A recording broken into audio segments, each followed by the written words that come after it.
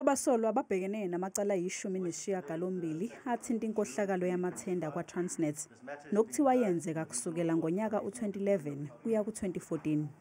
When Transnet took a decision to expand and modernize its services, there was a need for these contracts or tenders for bidders to be called and bid for these tenders. And processes, the state will prove in court that processes were flouted, hence the accused appeared in court today. UBrian Molefe okumanje uyilungu leqembu iMK ePhalamende uthi leli cala abhekane nalo alinayo into ephathekayo futhi uzoliphika. I intend tendering a plea of not guilty on all the charges preferred against me at the commencement of my trial.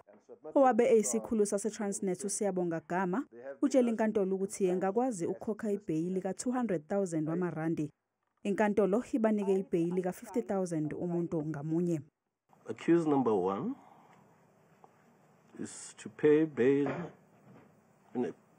in a cash deposit amounting to 50,000 rand. Accused number 2, bail is fixed at a cash deposit of 50,000 rand. Accused number 3, bail is fixed at a cash deposit of 50,000 rand. And accused number 4, bail is fixed at a cash deposit of 50,000 rand. Icala lihlehliselwe umhlazi isithupha kuMfumfu.